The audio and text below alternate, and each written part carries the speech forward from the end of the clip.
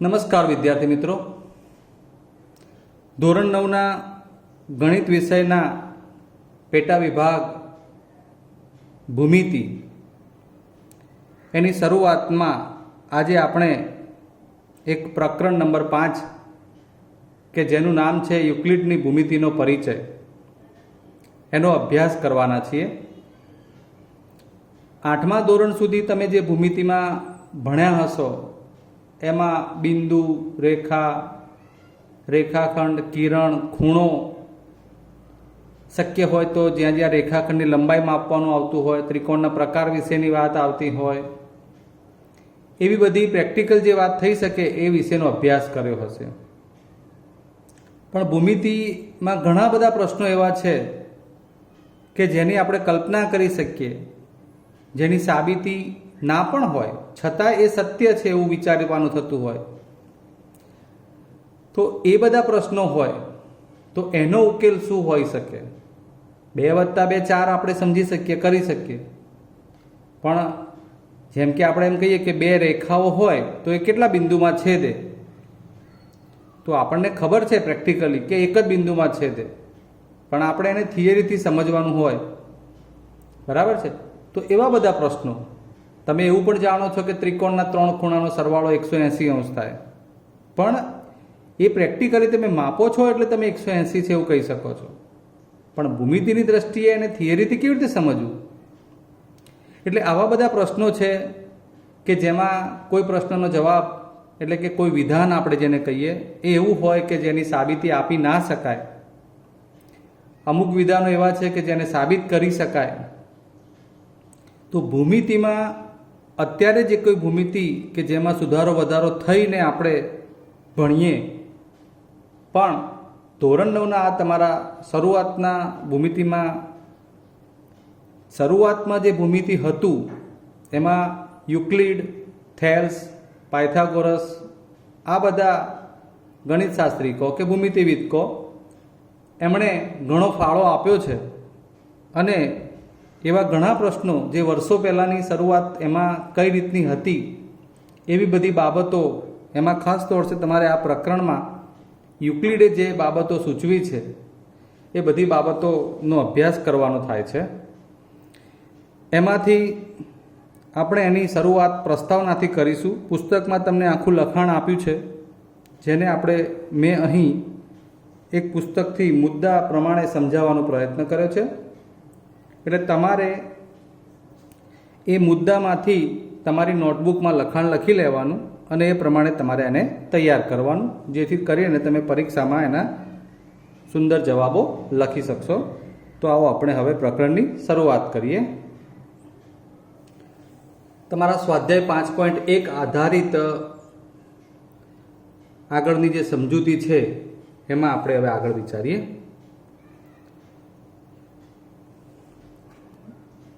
તો પહેલાં તો ભૂમિતિ શબ્દ કેવી રીતે આવ્યો હશે? ઘણા બધા શબ્દો એવા છે કે જે ગ્રીક ભાષામાંથી બનેલા છે. એ ગ્રીક ભાષાના 2 શબ્દ, ભૂમિતિને આપણે અંગ્રેજીમાં જીઓમેટ્રી કહીએ છીએ, પણ એના 2 અલગ ભાગ પાડો તો જીઓ એટલે પૃથ્વી અને મેટ્રીન એટલે માપવું. હવે તમે સમજી શકશો કે પૃથ્વીનું માપન એક પ્રકારે એટલે તળિયાની જે જગ્યાઓ હોય કે એવું વિચારી શકીએ એ રીતનું. તો એવું માપન જે થતું હોય ભૂમિનું એટલે ભૂમિતિ. આપણી ભાષામાં ગુજરાતીમાં સમજીએ તો ભૂમિતિ, ભૂ એટલે જમીન, મિતિ એટલે માપન, એવા સંયોજનથી બનેલો છે. તમને પહેલો પ્રશ્ન થઈ શકે કે ભૂમિતિ એ કયા 2 ગ્રીક શબ્દોથી બનેલો શબ્દ છે? તો જીઓ જેને આપણે પૃથ્વી કહીએ, મેટ્રીન એટલે માપન, માપવું. બીજું, જમીનના માપનની જરૂરિયાતમાંથી ભૂમિતિનો ઉદ્ભવ થયો છે. આની આખો ઇતિહાસ પણ છે કે ભૂમિતિમાં આપણે કેવી રીતે આગળ વધેલા છીએ એ તમે તમારા અલગથી સ્પેશિયલ પુસ્તકમાંથી વાંચી શકો. ત્રીજા નંબરે જોઈએ મુદ્દો. તમારે મુદ્દા નંબર ઉપર ફોકસ કરવાનું છે કે પિરામિડ એ ઘન આકૃતિ છે, તેનો પાયો ત્રિકોણ, ચોરસ કે અન્ય બહુકોણ હોય છે. આ પિરામિડની આકૃતિ બતાવી છે. એનો પાયો એટલે આ ભાગ જે ચોરસ પણ હોઈ શકે બરાબર છે, ત્રિકોણ પણ હોઈ શકે, અને અન્ય કોઈ બહુકોણ એટલે 3 કે તેથી વધુ ખૂણાથી બનતી આકૃતિ જે છે એ પ્રમાણે હોઈ શકે, પંચકોણ પણ હોઈ શકે, એ રીતની વાત છે. તો એની બાજુઓ જે છે એ સપાટીઓ ઉપરના એક બિંદુ પર ત્રિકોણો બનાવે, અર્થાત જ્યાં બાજુઓ મળે છે એ બાજુઓ એ એક બિંદુ આગળ ત્રિકોણ બનાવે છે, એવું કહેવા માંગે છે. ચોથો મુદ્દો જોઈએ. ઈસવીસન પૂર્વે 3000માં ભારતીય ઉપખંડમાં હડપ્પા અને મોહેન્જો-દરો વગેરેના ખોદકામ વખતે બાંધકામમાં ઉપયોગમાં લેવાતી ઈંટો બ્રિક્સ જેને કહીએ ની લંબાઈ, પહોળાઈ અને ઊંચાઈનો ગુણોત્તર 4:2:1 હતો. મિત્રો, આ પણ એક ઊંડું ભૂમિતિ જ છે. તમે મોહેન્જો-દરો વિશે સમાજ વિદ્યા વિષયમાં પણ ભણ્યા જ છો. એ વખતના નગરના બાંધકામની જે આખી સિસ્ટમ હતી એમાં જેના થકી બાંધકામ કરેલું છે એ ઈંટો જેને આપણે અત્યારે સમજી શકીએ, એની લંબાઈ, પહોળાઈ, ઊંચાઈની વાત કરી છે. તો લાંબી એ 4 સેન્ટીમીટર ગણતા હો તો પહોળી 2 સેન્ટીમીટર અને જાડી 1 સેન્ટીમીટર એવું કહેવા માંગે છે. એ રીતનું એનું માપ હતું જ. આ તો ઈસવીસન પૂર્વે 3000ની વાત છે, બરાબર છે. પાંચમો મુદ્દો. પ્રાચીન ભારતમાં ઈસવીસન પૂર્વે 800 થી 500 સુલભા સૂત્રના ઉપયોગથી બાંધકામ માટેનું સાહિત્ય રજૂ થયું હતું. સુલભા સૂત્ર એ ભૌમિતિક રચનાઓ માટે મહત્વપૂર્ણ ગ્રંથ હતો. બોધાયન સુલભા સૂત્ર સૌથી જૂનું છે. આ એક પ્રશ્ન માટે જ છે, બરાબર છે. બોધાયન સુલભા સૂત્ર એ સૌથી જૂનું છે. છઠ્ઠો મુદ્દો. શ્રીયંત્ર એ અંદરો અંદર ગૂંથાયેલા 9 સમદ્વિભુજ ત્રિકોણનું સંયોજન છે. કોઈ એક ત્રિકોણની અંદર ત્રિકોણો બની શકે તો એ યંત્ર જે બન્યું છે કે જેમાં અંદરો અંદર 9 સમદ્વિભુજ ત્રિકોણ સંયોજાયેલા એટલે કે ભેગા કરીને બનતા હોય એવું જે યંત્ર છે એને શ્રીયંત્ર કહેવાય. આનો પ્રશ્ન થઈ શકે કે શ્રીયંત્રમાં અંદરો અંદર કેવા અને કેટલા ત્રિકોણ સંયોજાઈને બનેલા છે. સંયોજાઈને બનેલા રાસાયણિક પ્રક્રિયાની વાત નથી, એ અંદર એટલા ત્રિકોણ બનતા હોય, કાઉન્ટ કરી શકાય. તો એમાં જવાબ શું થશે? 9 સમદ્વિભુજ ત્રિકોણ. સાતમો પ્રશ્ન લઈએ, મુદ્દો. શ્રીયંત્રમાં જોડાયેલા 9 સમદ્વિભુજ ત્રિકોણોની ગોઠવણથી 43 ઉપત્રિકોણો બને, બરાબર છે. હવે આગળ વાત આવી એ જે 9 મુખ્ય ત્રિકોણો બન્યા સમદ્વિભુજ, એની અંદર પણ બીજા ત્રિકોણો બનેલા છે. એમાંથી કુલ 43 ત્રિકોણોથી બનેલ છે. એટલે એમાં ઉપત્રિકોણોની વાત કરે કે 9 સમદ્વિભુજ ત્રિકોણની અંદર ગોઠવણથી કેટલા ઉપત્રિકોણો બનેલા છે. આ બધા પ્રશ્નો થાય. તો એનો જવાબ કેટલો થશે મિત્રો? 43.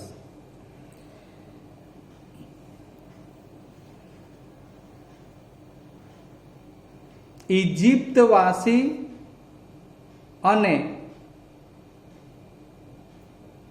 બેબીલિયોનવાસી આ દેશ ઉપરથી નામ આપેલા છે, જેમ આપણે ભારત ઉપરથી ભારતીય કહેવાય એ રીતે. એ ઉપયોજન અને પ્રાયોગિક ઉપયોગિતા માટે ભૂમિતિનો ઉપયોગ કરતા હતા. ગ્રીક ગણિતશાસ્ત્રી થેલ્સ આ પણ એક ભૂમિતિમાં ખૂબ જ મોટું નામ છે, જેમણે ભૂમિતિની શરૂઆત કરી છે ને ભૂમિતિનો પાયોનિયર ગણવામાં આવે છે, કારણ કે સૌ પ્રથમ ભૂમિતિ શબ્દનો પ્રયોગ તેમણે કર્યો હતો. બરાબર છે. એટલે એ પણ પ્રશ્ન થઈ ગયો કે ભાઈ સૌ પ્રથમ ભૂમિતિ શબ્દનો પ્રયોગ કરનાર ભૂમિતિ શાસ્ત્રી અથવા ગણિત શાસ્ત્રીનું નામ આપો, તો એનો જવાબ થશે. આગળ 10મો મુદ્દો જોઈએ. વર્તુળ તેના વ્યાસ દ્વારા 2 સરખા ભાગમાં વહેંચાય છે. પ્રેક્ટિકલી તમને ખબર જ છે કે કોઈ વર્તુળ હોય તો એના 2 સરખા ભાગ ક્યાંથી થાય? તો હવે એ તો તમે પ્રેક્ટિકલી જાણો છો કે ભાઈ આ રહ્યું વર્તુળ, આ એના 2 સરખા ભાગ થઈ જાય વ્યાસથી. આ વ્યાસના કારણે આ એક અને એક બીજો 2 સરખા ભાગ બને છે. એ આપણને પ્રેક્ટિકલી ખબર છે, પણ આ તો ઈસવીસન કેટલા વર્ષો પહેલાની વાત છે કે એને આ સમજાયું હતું. આ વિધાનની સૌ પ્રથમ સાબિતી ગ્રીક ગણિતશાસ્ત્રી થેલ્સે આપી છે. ક્લિયર? હવે આગળ જોઈએ નવો મુદ્દો. પાયથાગોરસ એ થેલ્સના સૌથી ખ્યાતનામ વિદ્યાર્થી હતા. આ નામ કદાચ તમે આગળના ધોરણમાં એટલે કે ધોરણ 8માં કે 7માં લગભગ તો 8મા ધોરણમાં સાંભળ્યું જ છે, જે ઈસવીસન પૂર્વે 572માં થઈ ગયા. પાયથાગોરસ એ શું છે? આપણ ભૂમિતિમાં ઘણું યોગદાન આપી ચૂકેલા ગણિતશાસ્ત્રી કે ભૂમિતિવિદ છે. કોના? થેલ્સના સૌથી જૂના વિદ્યા મતલબ ખ્યાતનામ એટલે બહુ વિખ્યાત બનેલા છે. એટલે તમને પ્રશ્ન થઈ શકે કે થેલ્સના શિષ્યનું નામ જણાવો, તો શું આપશો? એનું નામ પાયથાગોરસ. ધોરણ 10માં તમારે આમના નિયમ આધારિત એમને જે સાબિતી આપેલી છે, પ્રૂવ કરેલું, એ ટાઇટલ આધારિત પ્રકરણ ભણવાનું થાય છે અને એમાં ઘણા બધા કાટકોણ ત્રિકોણના સોલ્યુશન આપેલા છે. નેક્સ્ટ, યુક્લિડ એ ઇજિપ્તમાં, આ એમના વિશેનો પરિચય છે. એલેક્ઝાન્ડ્રિયાની શાખામાં ગણિત શિક્ષક હતા. એમનો પરિચય પૂછવામાં આવે અથવા તો એમાંથી કોઈ પ્રશ્ન બને તો એમના વિશે શું કહી શકીશું? કયા દેશની વાત છે? એલેક્ઝાન્ડ્રિયાની, ઇજિપ્તના આ શહેરનું નામ છે. ગણિત શિક્ષક તરીકે હતા. યુક્લિડે ઈસવીસન પૂર્વે 300ની વાત છે. આ તો તે સમય સુધી જાણીતા ગણિતના બધા જ જ્ઞાનને એકત્રિત કર્યું. નેક્સ્ટ વાત કરીએ. યુક્લિડે ગણિતના જ્ઞાનને ઇલેમેન્ટ્સ મૂળ તત્વો નામના પ્રસિદ્ધ ગ્રંથના રૂપમાં વ્યવસ્થિત કર્યું. આ એક પ્રશ્ન થઈ શકે કે યુક્લિડે તૈયાર કરેલો ગ્રંથ અથવા તો એના મૂળ તત્વો, એનું નામ શું? તો ઇલેમેન્ટ્સ નામના પ્રસિદ્ધ ગ્રંથમાં એ બધી જે માહિતી ભેગી કરી છે એની રજૂઆત એમાં કરેલી છે. હવે એ ગમે તેમ તો લખી નહીં હોય, એને કોઈ વ્યવસ્થિત રીતે લખી હશે. તો એની વાત કરીએ તો એમણે ઇલેમેન્ટ્સ નામનું જે પુસ્તક બનાવ્યું છે એમાં એને 13 પ્રકરણમાં વિભાજિત કર્યું છે. કેટલા પ્રકરણમાં મિત્રો? 13 પ્રકરણમાં વિભાજિત કર્યું છે. યુક્લિડે જે ઇલેમેન્ટ્સ નામનું પુસ્તક એમની માહિતી ભેગી કરીને બનાવ્યું, જેને ગ્રંથ કહીએ, એ 13 પ્રકરણમાં વિભાજિત કરેલું છે. હવે એમાં એમણે કઈ કઈ બાબતો નોંધી છે એની ચર્ચા કરવાની છે. તો એ આપણો મુદ્દો છે. યુક્લિડની વ્યાખ્યાઓ, પ્રમેયો અને પૂર્વધારણાઓ એ જોઈએ. આ બધું અલગથી પૂછી શકાય. પહેલા તો એમણે અવ્યાખ્યાયિત પદો જણાવો, આપણે એની વાત કરીએ, જેની વ્યાખ્યા ના આપી શકાય, સમજી શકાય. વ્યાખ્યા નથી, સીધું નામ ઉપરથી ખબર પડી જાય. અવ્યાખ્યાયિત પદો તો એ બિંદુ, રેખા અને સમતલ ને વ્યાખ્યાયિત કરે છે, પરંતુ ગણિતશાસ્ત્રીઓએ વ્યાખ્યાનો સ્વીકાર કર્યો નથી. એટલે બહુ સ્પષ્ટપણે આપણો આ જવાબ થાય કે અવ્યાખ્યાયિત પદો જણાવો. તો બિંદુ, રેખા અને સમતલ એ અવ્યાખ્યાયિત પદો છે. ભૂમિતિમાં તેને હવે અવ્યાખ્યાયિત પદોના રૂપમાં લેવામાં આવે છે. નેક્સ્ટ, અવ્યાખ્યાયિત પદો જે પદોના અર્થ સરળતાથી એમ જ સમજી શકાય છે પરંતુ ચોક્કસ શબ્દોમાં વ્યાખ્યા આપી શકાતી નથી, તેમને અવ્યાખ્યાયિત પદો કહે છે. બિંદુ, રેખા અને સમતલ. અને વધુ એક અવકાશ. આ અવ્યાખ્યાયિત પદો 4 થયા આપણી પાસે: બિંદુ, રેખા, સમતલ અને અવકાશ. ક્લિયર? ચલો હવે આગળ મુદ્દો લઈએ.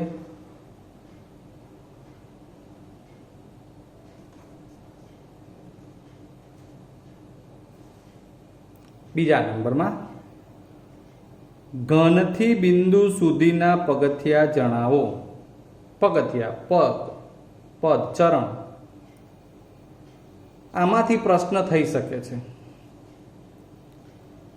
ભૌમિતિક પદાર્થ ઘન, આપણે આગળ પિરામિડ બતાવ્યો, તેની બાજુમાં લંબઘન હતો, સમઘન હતો, એમ. હવે એને આ લખ્યું છે કે પરિમાણ કેટલા હોય. પરિમાણ એટલે ડાયમેન્શનલ. કોઈ પદાર્થ હોય તો એના પરિમાણ કેટલા, એવો પ્રશ્ન કરવામાં આવે તો આપણને એના સપાટી ઉપર ધ્યાન આપણું જાય, તો એના આધારે આપણે કહી શકીએ. બરાબર છે? ક્યુબ જે તમે પેલા એની ઉપર નાના નાના ચોરસ ખાના આપેલા હોય છે એને ગોઠવવાનું હોય તો એક પ્રકારે સમઘન થયો. તો એની આપણે સપાટીનો વિચાર કરીએ તો એ 3 અલગ અલગ પ્રકારની સપાટી આવે. પછી આપણો ઓરડો અથવા જે ક્લાસરૂમ છે એની વાત કરીએ તો એમાં આપણે સમજી શકીએ એવા 3 માપ હોય છે: લંબાઈ, પહોળાઈ અને જાડાઈ કે ઊંડાઈ કે ઊંચાઈ, એવી રીતનું. પણ ત્રીજું માપ જે છે લંબાઈ પહોળાઈ સિવાયનું, આપણે રૂમની વાત કરતા હોય તો એ ઊંચાઈ તરીકે હોય. એટલે એવી વાત જે છે કે જેમાં 3 માપ અલગ અલગ થયા એ પરિમાણ કહેવાય. એટલે ઘન 3 બાબત સાથે સંકળાયેલું હોય, 3 માપ આવે એટલે ઘનનું પરિમાણ પૂછે કેટલું, તો કે 3. હવે સપાટી, દાખલા તરીકે આ એક આકૃતિ છે તમારી સમક્ષ.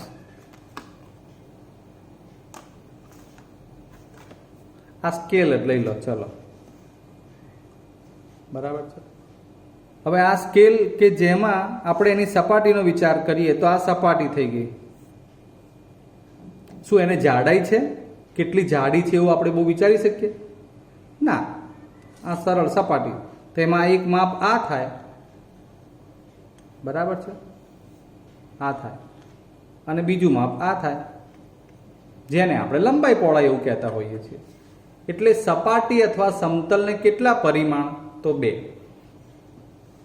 રેખા, મેં તમને શરૂઆતમાં જ કહ્યું કે તંગ અથવા ટાઈટ ખેંચેલી દોરી, જેમ કે આ પેન્સિલનો વિચાર કરીએ તો એ બધા બિંદુઓના જોડાણથી બની છે, આપણે એવી એની કલ્પના કરતા હોઈએ અને એ પ્રમાણે આગળ વધેલી છે, અનંત સુધી વિચારી શકાય. પણ એને આપણે ના તો જાડાઈમાં વિચારી શકીએ, ના તો પહોળાઈમાં વિચારી શકીએ, માત્ર એક જ માપ છે, આમ સળંગ. તો એ રેખા કે જે એક જ પરિમાણ ધરાવે, બરાબર છે. અને બિંદુ એ તો માત્ર ટપકું જ, બિંદુની આપણે કલ્પના શું કરી શકીએ? માત્ર ટપકું. એટલે બિંદુ એને કોઈ પણ પરિમાણ હોય નહીં, બરાબર છે. ઓકે, એટલે આમાંથી તમને આ કોષ્ટકમાંથી ક્યાંય ને ક્યાંય ટૂંકો પ્રશ્ન પૂછાતો હોય છે. હવે આ તો આપણે એના અવ્યાખ્યાયિત પદો વિશેની માહિતીમાંથી એના પરિમાણની પણ વાત કરી, જેમાં અવ્યાખ્યાયિત પદો તો આપણે બિંદુ, રેખા અને સમતલને કહીશું, ઘનને નહીં, અવકાશ છે એ સિવાય. હવે એની બીજી બાબતો, વ્યાખ્યાઓ, યુક્લિડની વ્યાખ્યાઓની વાત કરવી છે. એમાં પહેલી વ્યાખ્યા છે બિંદુ કે જેને કોઈ પરિમાણ નથી. હવે તમે જાણો છો બિંદુને ન તો લંબાઈ કહી શકાય, ન તો જાડાઈ કહી શકાય, ન તો પહોળાઈ કહી શકાય, અથવા બિંદુને કોઈ ભાગ નથી. હવે અત્યારે આપણે સમજીએ છીએ એટલે કહી શકાય કે બિંદુને આમાંનું કશું નથી, પણ આ તો ઈસવીસન પૂર્વે 300ની વાત છે, બરાબર છે. રેખા એ પહોળાઈ વગરની લંબાઈ છે. આપણે પેન્સિલ તમને બતાવી હતી, પણ એની કલ્પના તમારે જાડાઈમાં નથી કરવાની. માત્ર તંગ ખેંચેલી દોરી હોય તો એને પહોળાઈ નથી, બરાબર છે, કે જાડાઈ પણ નથી, એટલે પહોળાઈ વગરની ખાલી લંબાઈ છે એવી કલ્પના કરવાની. આ બધી વ્યાખ્યાઓ છે એની. રેખાના અંતમાં બિંદુઓ હોય છે. આપણે આ જે પેન્સિલની વાત કરતા હોય તો આ રેખાની કલ્પના કરીએ તો આગળના ભાગમાં શું વિચારવાનું? તો એ બિંદુ વિચારવાનું, બરાબર. આગળ શું હોય તો બિંદુ, પાછળ પણ એ રીતે બિંદુ. રેખા એ છે કે જેના પર બિંદુઓ બંધ બેસતા આવેલા છે. રેખા એ છે કે જેના પર બિંદુઓ બંધ બેસતા આવેલા છે. આપણે આ પેન્સિલની જ વાત કરીએ તો આમાં બિંદુઓ બિંદુઓ બિંદુઓ બિંદુઓ બિંદુઓ બિંદુઓ બિંદુઓ બિંદુઓ બિંદુઓ બિંદુઓ બિંદુઓ એમ બધા જ બિંદુઓથી બનેલી આકૃતિ થઈ, એવું કહેવા માંગે છે. હવે સપાટી એ છે કે જેને લંબાઈ અને પહોળાઈ હોય છે. ફરીવાર એના જ બાબત આપણે સપાટી માટે પણ કરવી હોય તો આ સપાટી થઈ, બરાબર છે. આ આપણે આની આ લંબાઈ કહીએ છીએ તો આપણે આને આ ભાગને પહોળાઈ કહીએ છીએ, બરાબર છે. આ સપાટીમાં આ શું થાય? લંબાઈ, તો આ પહોળાઈ. સપાટીની ધાર રેખાઓ છે. સપાટીની ધાર શું છે? રેખાઓ. જે આપણે વિચારી શકીએ આ સપાટી માટે કેવું હોય તો આ એની ધાર છે, તો એક રેખાની કલ્પના છે. એને આપણે આમ આમ આ રીતે અલગ અલગ વિચારવાનું નથી, બરાબર છે, એમ કહેવા માંગે છે. એટલે આ રીતે પણ હોય તો આ સપાટીની ધાર જ થઈ, તો આ પણ એક રેખા છે. જેના પર રેખાઓ બંધ બેસતી આવેલી હોય તેવી સપાટી એટલે સમતલીય સપાટી.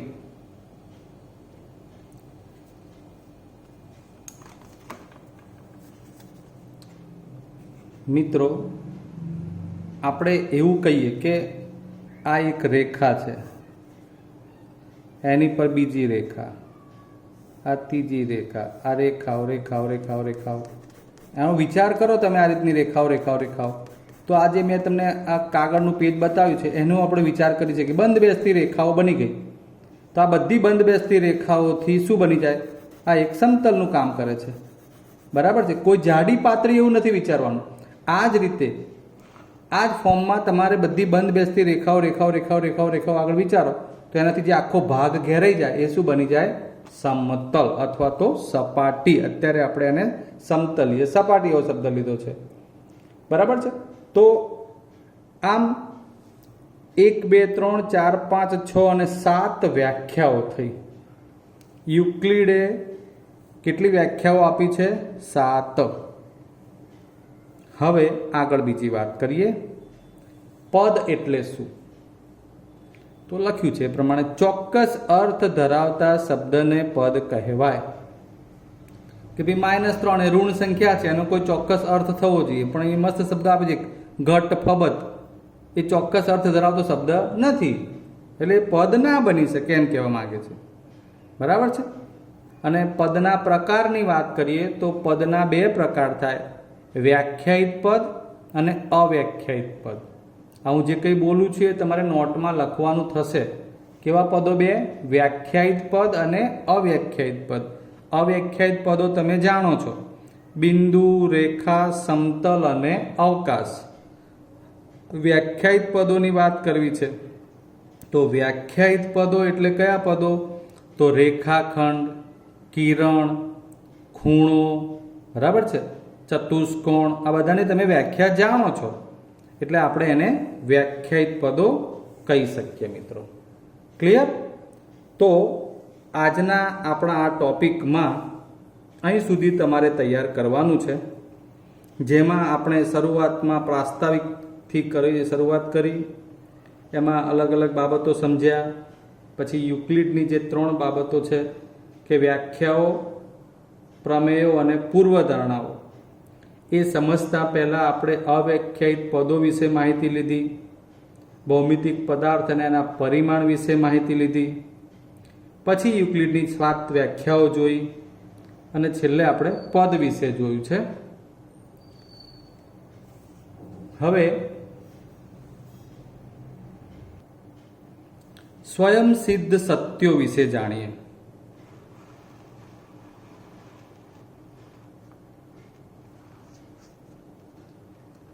તમને આ પણ પૂછાય કે યુક્લિડે નોંધેલા સ્વયંસિદ્ધ સત્યો જણાવો. બરાબર છે? તો એ નીચે મુજબ છે એમ કરીને આપ્યું છે. એમાં એક લખ્યું છે, વસ્તુને સમાન હોય તેવી વસ્તુઓ એકબીજાથી સમાન હોય છે. જેમ કે AB બરાબર PQ અને PQ બરાબર XY, તો AB બરાબર XY. દાખલા તરીકે આ રેખાખંડ AB, આ રેખાખંડ આ રેખાખંડ AB, આ રેખાખંડ PQ અને આ રેખાખંડ XY.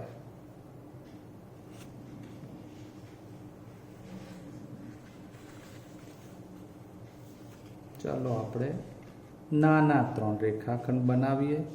ફરીવાર આ રેખાખંડ AB,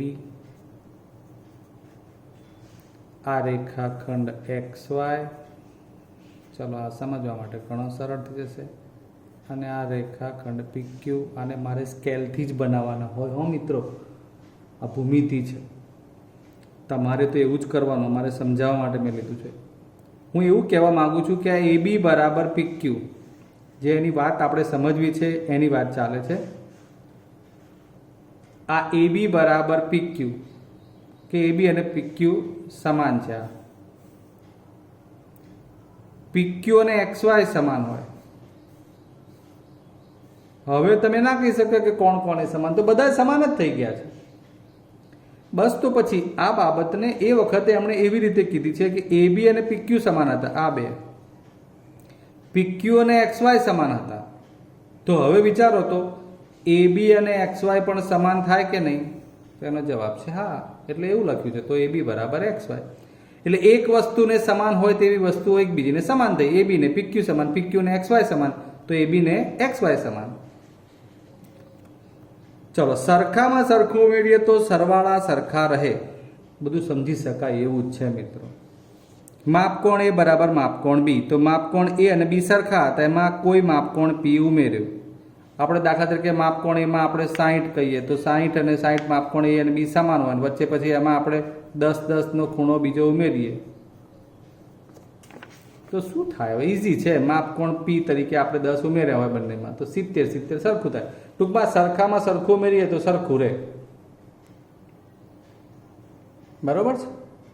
એવી જ રીતે સરખામાંથી સરખું બાદ કરીએ તો બાદબાકી સરખી રહે. જેમાં 10 ઉમેર્યા છે એમ 10 બાદ કરો તો 50 બરાબર 50 રહે, જેને આપણે ખૂણાના સંદર્ભમાં લખીને સમજેલું છે.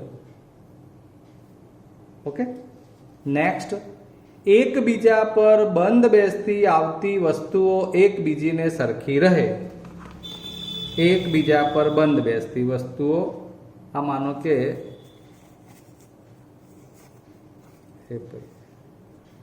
આ એકબીજા પર બંધ બેસતી આવતી વસ્તુઓ,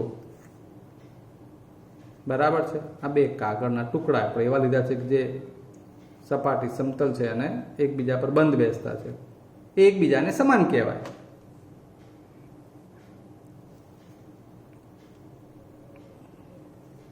અહીં એને ક્યાંક લખાણથી સમજવાનો પ્રયત્ન કર્યો છે. આકૃતિ જોઈ લેજો તમે. આકૃતિમાં ત્રિકોણ ABC આપેલો છે. હવે આપણે એના લખાણથી એને સમજીએ. આપણે ત્રિકોણની વાત કરતા હતા, તો એમાં જુઓ હવે આ ABC ત્રિકોણમાં DE બિંદુઓ લીધા છે. AD નું માપ આપણે અત્યારે 3 વિચારીએ. અહીંયા એવું કહ્યું છે કે AD બરાબર 1/2 AB. એનો મતલબ કે AD અને AB, એમાં AD એ આખા AB કરતાં અડધું થાય, તો આ 3 હોય તો આ 3 જ હોય, એટલે આખું AB 6 થાય. AE બરાબર 1/2 AC. આ આખું AE એ આ AC આખા AC કરતાં અડધું છે. તમને એવું આપી દીધું છે કે AD બરાબર AE, એટલે AD ને અને AE ને સરખાવવાનું, તો AD બરાબર AE. હવે AD ની વેલ્યુ શું લીધી? 1/2 AB. AE ની વેલ્યુ કેટલી લીધી? 1/2 AC. આ 1/2 ઉડી જાય, શું વધે? AB બરાબર AC. જે વસ્તુને પ્રેક્ટિકલી સમજીએ કે AD અને AE સરખું આપ્યું છે, વળી AD કરતાં AB ડબલ હતું તો આ 6 થવાનું હતું, અને આના હિસાબે આ 3 હતું તો AE ના હિસાબે AC પણ 6 થવાનું છે. એટલે આડકતરી રીતે AB અને AC સમાન થાય. ક્લિયર? આગળ જોઈએ હવે.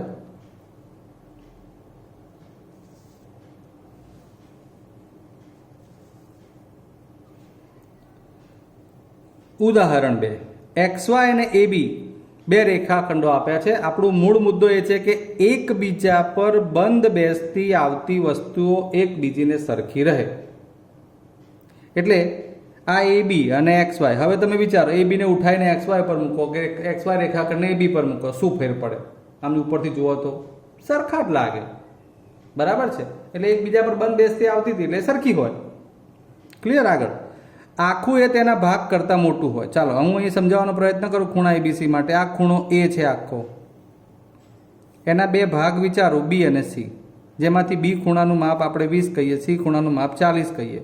તો દેખીતું જ છે કે આ બે ખૂણામાં જે ટુકડા થયા અંદર, એમાં B કરતાં A મોટો, C કરતાં A મોટો. એટલે આખું કોણ? A. એના ભાગ કયા? B અને C. તો એના કરતાં A મોટા જ હોય. બરાબર? આગળ, સરખી વસ્તુઓના બમણા એકબીજાને સમાન હોય. તો આમાં ક્યાં બહુ લેવાનું છે કે 2C અને 2B, સોરી 2C અને 2C. જો A બરાબર 2C થતું હોય, B બરાબર 2C હોય, એનો મતલબ કે 2C બરાબર 2C, તો આ 2C બરાબર A અને આ 2C બરાબર B. ક્લિયર? ચાલો હવે આગળ જોઈએ. એમાં છેલ્લો મુદ્દો છે, એક જ વસ્તુઓના અડધા એકબીજાને સમાન થાય. એક જ વસ્તુના અડધા એકબીજાને સમાન થાય.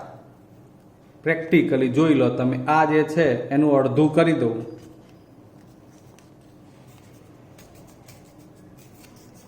આ એક વસ્તુના અડધા હતા, એકબીજાને કેવા થઈ ગયા? સમાન. તમને ખબર જ છે કે 30 બરાબર 30, એનું અડધું કરો તો 15 બરાબર 15. ઓકે, તો આ પ્રમાણે આપણે યુક્લિડના સ્વયંસિદ્ધ સત્યો જોયા છે, જે પણ 7 છે. એમાં આગળ આપ્યું છે એ પ્રમાણે કે એ સ્વયંસિદ્ધ સત્યોની કેટલીક મર્યાદા છે, જરા એ જોઈ લઈએ. તો પહેલી મર્યાદા લખી છે, ઉપરોક્ત સ્વયંસિદ્ધ સત્યો એ અમુક પ્રકારના માપ માટે જ છે. કારણ કે એ વખતે એમણે જે સમજ્યા, જેટલો ભૂમિતિનો એ વખતનો વિચાર હતો એ પ્રમાણે એમણે પ્રસ્થાપિત કર્યું.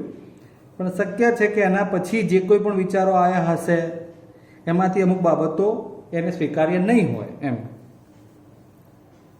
સમાન પ્રકારની ભૌમિતિક આકૃતિઓની સરખામણી અને સરવાળો થઈ શકે, પણ જુદા જુદા પ્રકારની ભૌમિતિક આકૃતિઓના માપ સરખાવી શકાય નહીં. આપણે જોયું તો રેખાખંડ સાથે રેખાખંડ, એ બી બરાબર XY બરાબર PQ, એ રીતે આગળ જે વાત કરતા હોય, એટલે સમાન પ્રકારની આકૃતિ સાથે સરખામણી થઈ શકે, પણ અલગ અલગ પ્રકારની આકૃતિ સાથે સરખામણી થાય નહીં, એવું કહે છે. એક જ રેખાને એક લંબચોરસમાં ઉમેરી શકાતી નથી, અને તે જ રીતે ખૂણાની એક પંચકોણ સાથે સરખામણી કરી શકાતી નથી. આટલા આ 3 જે કોઈ પણ સ્વયંસિદ્ધ સત્યોની મર્યાદા છે એના કારણો આપ્યા છે. તો હવે આજે આપણે અત્યારે આટલા ટોપિક સુધીનો આમાં અભ્યાસ કર્યો છે, એટલે તમારે એ પ્રમાણે નોટબુકમાં સરસ મજાનું લખી નાખવાનું. પછી આવતા પીરિયડે મળીશું. જય હિન્દ.